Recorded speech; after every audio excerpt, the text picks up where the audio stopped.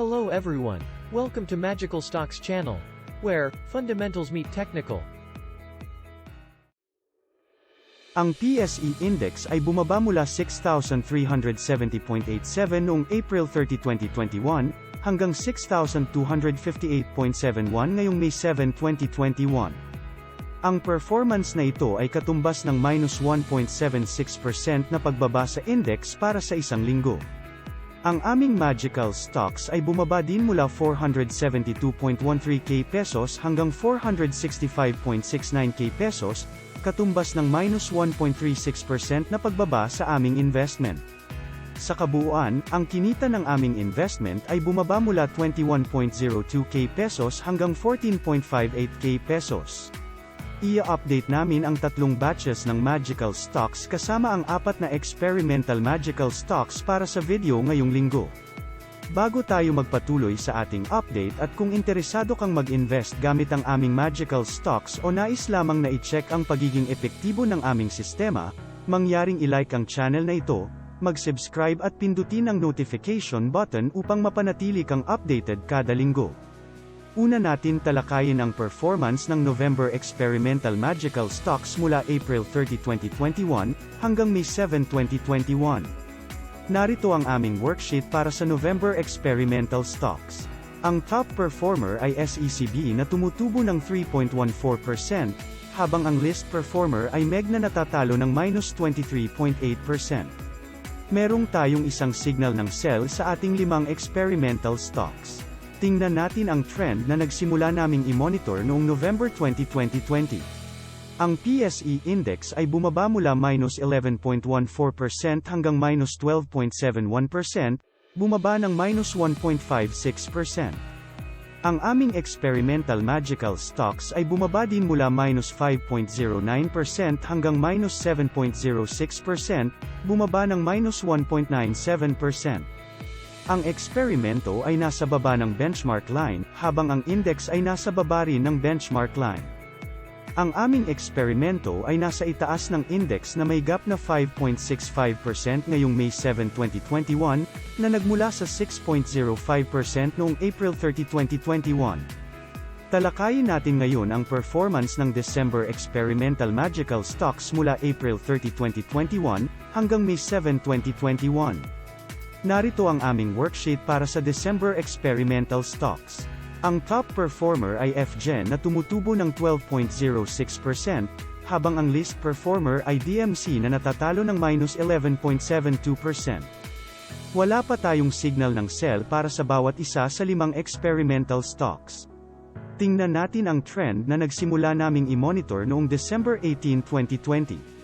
Ang PSE Index ay bumaba mula -12.4% hanggang -13.94%, bumaba ng -1.54%. Ang aming experimental magical stocks ay bumaba din mula -3.42% hanggang -4.13%, bumaba ng -0.71%. Ang eksperimento ay nasa baba ng benchmark line, habang ang index ay nasa baba rin ng benchmark line. Ang aming eksperimento ay nasa itaas ng index na may gap na 9.81% ngayong May 7, 2021, na nagmula sa 8.98% noong April 30, 2021. Talakayin naman natin ngayon ang performance ng February Experimental Magical Stocks mula April 30, 2021, hanggang May 7, 2021. Narito ang aming worksheet para sa February Experimental Stocks. Ang top performer ay SCC pero natatalo ng -0.47%, habang ang least performer ay VLL na natatalo ng -17.73%. Wala pa tayong signal ng sell para sa bawat isa sa 5 experimental stocks. Tingnan natin ang trend na nagsimula naming i-monitor noong February 19, 2021. Ang PSE Index ay bumaba mula -8.02% hanggang -9.64%, bumaba ng -1.62%. Ang aming experimental magical stocks ay bumaba din mula -8.13% hanggang -8.18%, bumaba ng -0.05%. Ang eksperimento ay nasa baba ng benchmark line, habang ang index ay nasa baba rin ng benchmark line. Ang aming eksperimento ay nasa itaas ng index na may gap na 1.46% ngayong May 7, 2021, na nagmula sa minus 0.11% noong April 30, 2021. Talakayin naman natin ngayon ang performance ng March Experimental Magical Stocks mula April 30, 2021, hanggang May 7, 2021. Narito ang aming worksheet para sa March Experimental Stocks. Ang top performer ay FGen na tumutubo ng 7.12%, habang ang least performer ay GTCap na natatalo ng minus 2.15%. Wala pa tayong signal ng sell para sa bawat isa sa 5 experimental stocks. Tingnan natin ang trend na nagsimula naming i-monitor noong March 19, 2021. Ang PSE Index ay bumaba mula minus 1.01% hanggang minus 2.76%, bumaba ng minus 1.74%. Ang aming experimental magical stocks ay bumaba din mula 5.16% hanggang 4.09%, bumaba ng minus 1.07%. Ang eksperimento ay nasa taas ng benchmark line, habang ang index ay nasa baba ng benchmark line.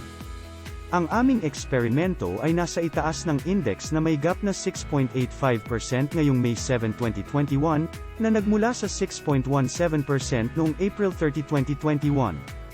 Narito ang aming worksheet para sa tatlong batch ng magical stocks. Ang unang batch ay nasa taas ng market na may gap na 20.11% ngayong May 7, 2021 na nanggaling sa 20.33% noong April 30, 2021. Ang pangalawang batch ay nasa taas ng market na may gap na 2.9% ngayong May 7, 2021 na nanggaling sa 1.72% noong April 30, 2021. Ang pangatlong batch ay nasa baba ng market na may gap na minus 0.5% ngayong May 7, 2021 na nanggaling sa minus 0.66% noong April 30, 2021.